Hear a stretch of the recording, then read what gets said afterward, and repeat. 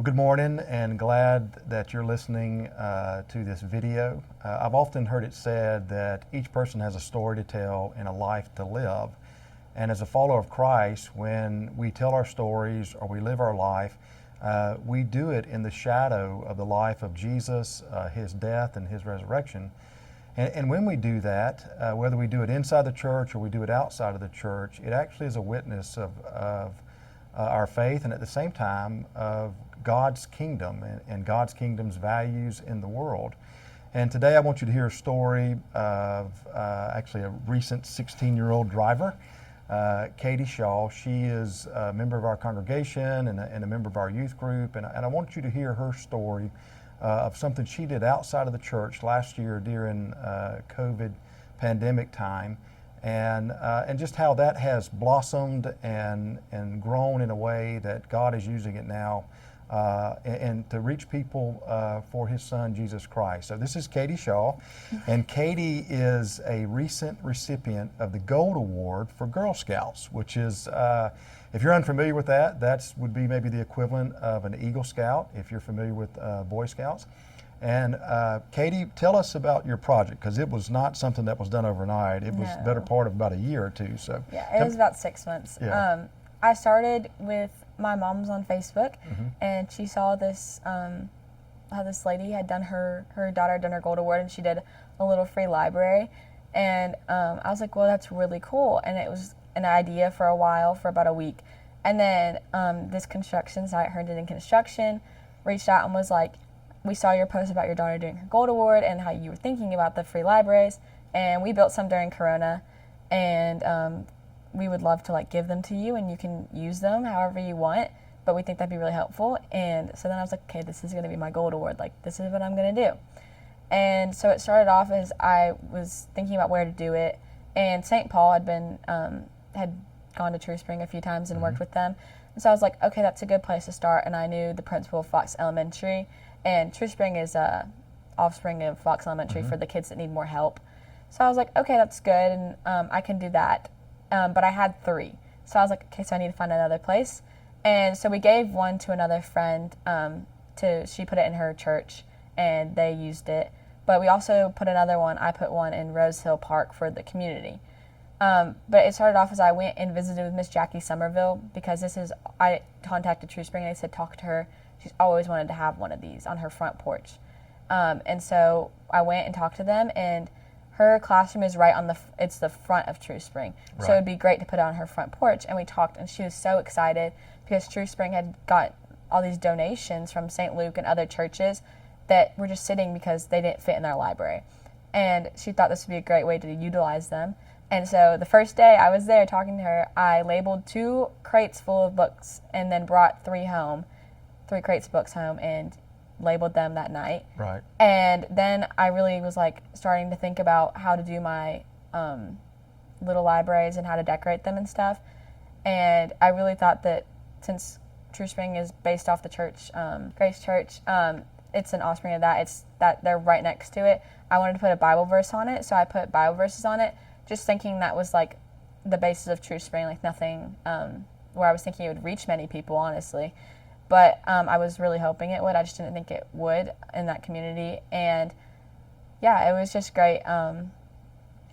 So to the libraries that you built, they're thousands of books, right? I mean, they're yeah. It's not just a handful of books. Well, the little libraries themselves are bird boxes, basically. They're pretty big, though. We had to put them in cement and stuff to get them to stay 50-pound cement, because they're so huge on big posts. But they can fit up to 50 books, I think. But the True Springs Library is True Spring Library is huge. They recently did it. They turned an old little closet into this big library with floor-to-ceiling bookshelves full of books for their kids. But they wanted to be able to reach the community as well and help just improve their community around them. So I know that you're aware of this, and this is what I want our congregation to hear is, it started with your project for your Gold Award, which obviously we're a fan. We want people to read, because that's an avenue for people to grow and to mature. They can better themselves, and so there's a whole avenue that goes with education. But at the same time, teaming up with True Springs, it was filled with Bibles. I think you even said you had some friends and family members that brought little Bibles for children, and that was some of the books that you used to use in your library. But it's not just the children who are reading over at True Springs; it's parents now that are reading. And I know that your Miss Jackie, I know she told you, and of course that your family sent me a kind of an excerpt of it, that there were some families that came to True Springs because they wanted their children to read over the summer, but then the parents started reading. And one testimony was that a mother found some books, some Christian books, and stayed up all night reading them, and then actually called Miss Jackie the next day because she wanted Bibles, a Bible for her, a Bible for her children. So what I think is fascinating about your project is that you created a project for your Gold Award, which is an accomplishment, which is in and of itself, but yet it's being used now by God in a host of different ways that who knows where it will be.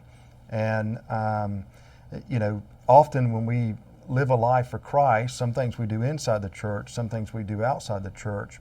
I think most of the time what God wants us to do is just be available.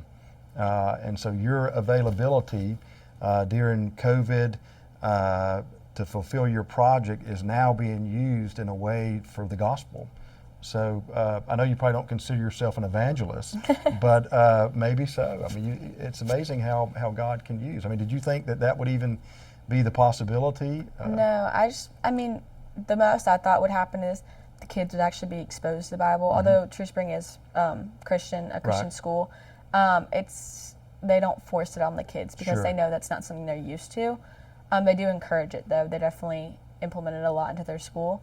But I did not think that. And when Miss Jackie told me, these families come by all the time. The moms will come with their kids because they don't really want their kids walking that far to True Spring or to Rose Hill alone. Right.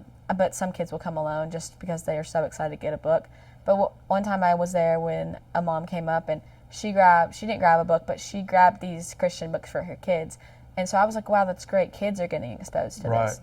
But when Miss Jackie told me that a mom had called her because she had stayed up all night reading just this Christian book that even just mentioned God or anything like that, and now wanted Bibles for her and her kid, and was just so excited that she was going to be able to spend her next paycheck on a Bible. Like, that's what she wanted to spend it on.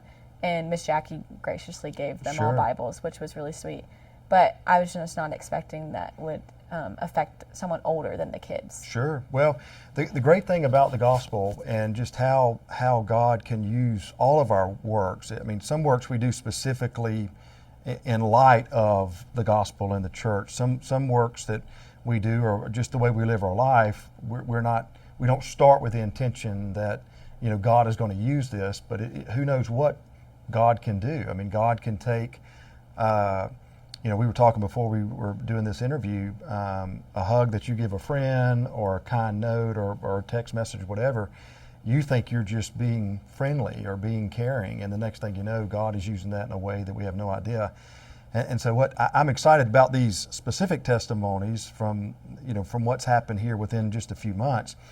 But I'm really excited about what will happen throughout the years. That people in that community will be using those books, and then the community will be, restocking the books down the road. And we have no idea how God can take a Gold Award project, and the next thing you know, years down the road, it end up being an avenue for the gospel to come. So, hearing your story, I knew that you were working on this. I wanted to say we're just proud of you for the reward, but then to see the ripple effect that's going on in the lives of people is fascinating to me. And I wanted our congregation to hear this, because often we think evangelism, or we think just how we live our life. Maybe what we do inside the church is what we do there, but when we're outside the church, sometimes we think that's different. The truth is, as a follower of Christ, everything we do is just in light of our faith. And so sometimes that might be at work, that might be serving in a service project, or it might even be something very specific inside the church. But God can use it all for His glory. And so I want to encourage you, as if you're watching this video, to just be open to how God can use any and all things for His glory. What He needs more than anything else is just people to be available. But thank you, Katie, for your willingness. I know it's early in the morning, so I appreciate you coming and sharing your story with us about your Gold Award, and then at the same time how God is using that and will use that in the future. Yeah, thank you for having me. No worries.